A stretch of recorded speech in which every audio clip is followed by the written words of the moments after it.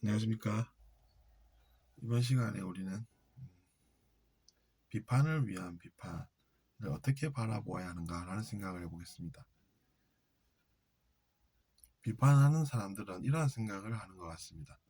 내가 그 비판으로 얻는 것이 있어 말입니다.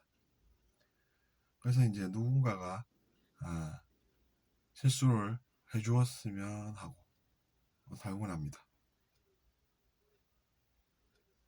그러나 그것이 어떻게 돌아가게 될까요? 결국에는 허무함이라는 것을 낳게 됩니다. 비판을 통해서 얻는 사람은 비판으로 얻을 것이 없을 때 무언가를 잃는 것입니다. 그래서 결국에는 허무함을 느끼게 된다는 것이죠.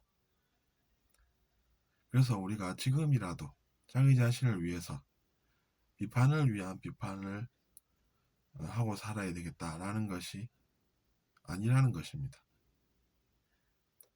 그러면 어떻게 우리가 살아야 할까라는 것이 나오게 됩니다. 우리는 비판할 것은 비판하면 됩니다. 그리고 내가 그 비판을 위한 비판으로 얻은 것이 많다고 하면 이제는 그것을 포기할 줄도 알아야 합니다. 그러니까 우리가 비판할 만큼 비판을 하면 된다는 이야기입니다. 나머지는 우리가 새로운 것을 배워서 그것을 얻어야 한다는 이야기가 됩니다. 어쨌든 우리가 큰 문제는 없어야 합니다. 그렇기 때문에 극단적인 선택을 하는 것도 옳지 않다는 얘기죠.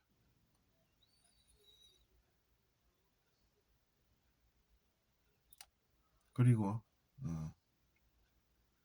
지금까지 우리가 비판을 위한 비판으로 많은 것을 얻어온 사람들은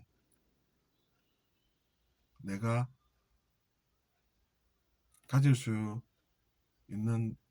가져야 했던 만큼 이상의 뭔가를 지금까지 가져온 거구나 라는 것을 알아야 합니다. 그것을 과감하게 받아들일 줄 아는 사람은 실패하지는 않습니다. 인생을 실패하는 것은 아니라는 이야기입니다. 그래서 비판할 만큼만 해서 내가 얻어야 하는 것이었는데 그 이상으로 우리가 성공을 했다고 하는 것은 우리가 물거품을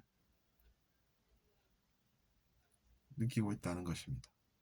내가 얻어야 할 만큼 이상의 것을 내가 얻었으니까 나머지는 물거품으로 보고 이거는 원래부터 없었던 것이구나 라는 것을 알아서 그것을 받아들이고 대신에 우리가 모르는 무언가를 배워서 인생을 살아야 한다는 이야기입니다. 그러면 이제 우리가 성장한 만큼 또 무언가를 얻게 된다는 것입니다. 우리가 배운 것은 분명히 무언가가 남게 된다는 것이죠.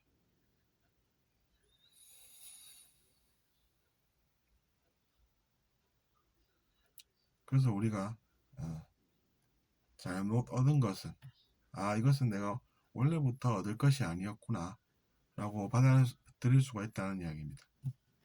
즉 우리가 2,000원을 벌어도 이 중 1,000원은 원래부터 내 것이 아니었기 때문에 이것은 사회에 다시 돌아가도 아무 문제가 없는 거구나 라고 받아들이고 대신 내가 지금까지 잘 몰랐던 그것으로 인해서 문제가 생겼으니까 그것을 배워서 내가 문제도 해결할 수 있겠다는 합리적인 기대를 가질 수가 있다는 이야기입니다.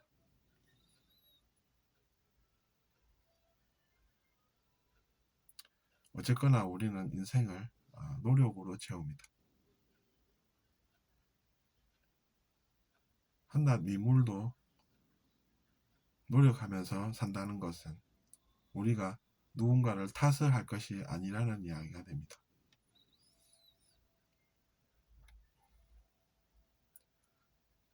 한낱 민물이라고 하면 우리가 길거리에 지나다니는 개미도 포함이 됩니다.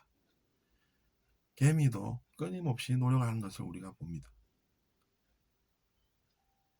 먹을 것을 찾아서 부지런히 어디론가를 향해서 그것을 가지고 또 옮겨놓고 또 그걸로 부족하면 계속해서 또 나와서 노력을 합니다. 우리가 타인을 볼 때도 마찬가지입니다. 타인이 아무리 내가 볼 때는 노력을 안 하고 나쁘게 보여도 그 사람의 내면을 우리가 다 알지는 않습니다. 알아보면 그 사람도 우리가 이해할 여지가 있는 그런 거입니다. 그렇기 때문에 누군가가 좀 이상하게 보면 우리가 대화를 통해서 그 사람을 충분히 아는 노력도 필요하다는 이야기입니다. 내가 뭔가 잘 안 된다고 해서 그 사람을 내가 잘못 알아서 하는 행동은 분명히 실수가 된다는 이야기죠.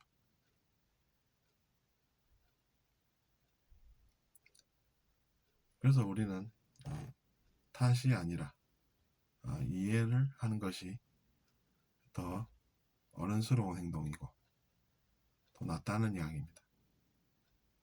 들어주셔서 감사합니다.